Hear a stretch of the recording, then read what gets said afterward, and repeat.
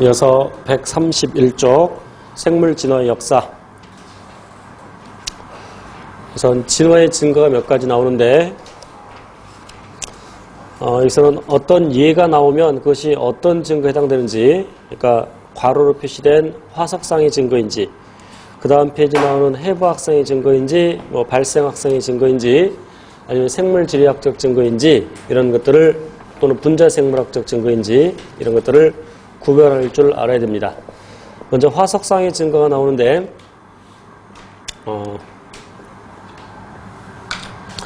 화석이라는 것은 생물체가 죽은 다음에 매몰되어서, 또는 그 흔적, 매몰되어서 만들어진 걸 얘기하죠. 요즘은 공룡 발자국도 화석이라고 하죠. 어찌됐건 그러한 화석은 퇴적암에서 만들어지죠. 지층이 이렇게 쌓일 때 역전되지 않았다면, 뒤집어지지 않는다면 1, 2, 3, 4의 순으로 쌓일 것이고, 그럼 1의 지층에 있는 화석을, 그러니까 1, 2, 3, 4에 있는 그 각 지층의 화석을 각각 가나다라라고 한다면, 뒤집어지지 않았으면 가나다라 순서대로 지구상에 출현했겠죠. 그래서 어떤 학자가 달리는 말, 그 말 속, 그러니까 종속, 과목, 강문기 할 때 그 분류 단계에서 그 속, 그 말의 속에 해당하는 화석을 발견했는데, 위로 올라갈수록 그 화석들에서 특징이, 구체적으로 외울 필요는 없습니다만, 몸집이 커지고, 그 다음에 발가락 수가 줄어들고, 우리 책엔 따로 안 나와요. 외울 필요 없어. 그 다음에 어금니빨에 주름이 많아지고, 이렇게 변화를 하고 있죠. 그럼 말의 진화는 방금 얘기한 것처럼 몸집이 커지고 발가락 수가 줄어들고 그 다음에 어금니빨에 주름이 많아지고, 이런 방향으로 진화를 했겠죠. 그리고 그 다음에 중간 형질을 보여주는 것이 있는데, 예를 들면 시조새는 말 그대로 새의 원조, 그래서 파충류와 조류의 특징을 둘 다 갖고 있는데, 물론 화석상의 증거, 화석에서 그 시조새는 파충류의 특징과 조류의 특징을 둘 다 갖고 있는데, 파충류의 특징으로는 날개 끝에 발톱이 있고, 그 다음에 이빨을 갖고 있고, 외울 필요는 없어요. 조류의 특징으로는 부리를 갖고 있고, 깃털을 갖고 있고, 그래서 파충류가 조류로 진화했다라는 증거 중에 하나인데, 물론 그 중간 단계라고 해서, 그럼 조류가 파충류로 진화했는지 아니면 파충류가 조류로 진화했는지는 그것만 가지고서는 알기가 어렵겠죠. 진화라는 것은 한 가지 증거만 가지고서 얘기하는 것이 아니라 여러 가지 증거를 종합해서 판단할 수 있는데, 그 여러 가지 증거를 종합해서 판단할 때 파충류가 조류로 진화했다고 보는데, 그 증거 중에 하나가 화석상의 증거라는 얘기죠. 시조새가. 그 다음에 고래는 원래 육상 포유류가 바다에 가서 살게 되었다. 그래서 그 고래 화석 중에 뒷다리 흔적을 갖고 있는 것이 있죠. 그러니까 밑에 그림에 고래 조상종의 화석에서 뒷다리 뼈의 흔적이 남아있죠.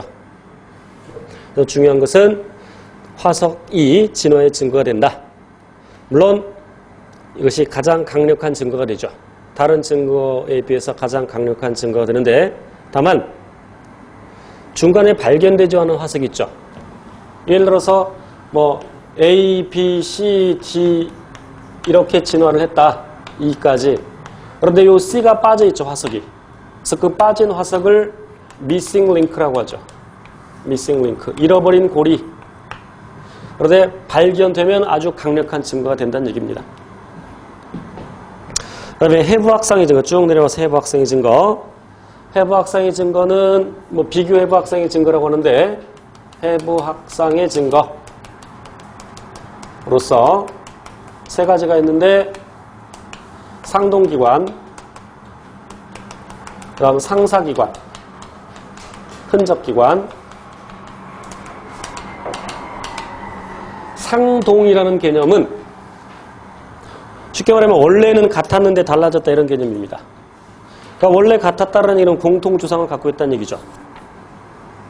그래서 포유류의 앞다리를 예를 들 수 있겠죠. 그 다음 페이지를 보세요. 132쪽 그림.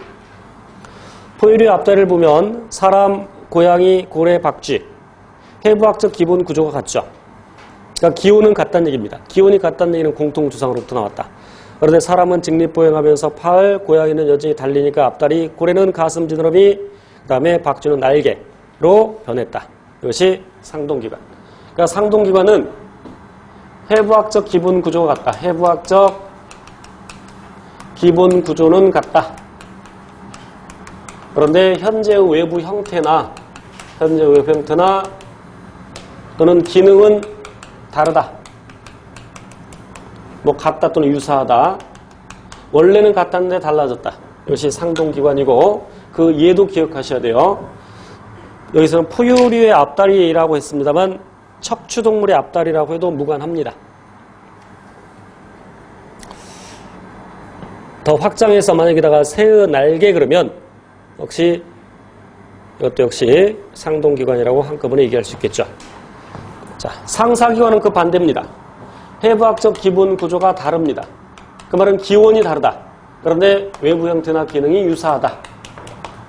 그래서 예를 들면 새의 날개와 곤충의 날개를 예를 들 수 있죠. 새의 날개는 그 앞다리가 변해서 되는 것이고 곤충의 날개는 표피가 변해서 되는 것이죠.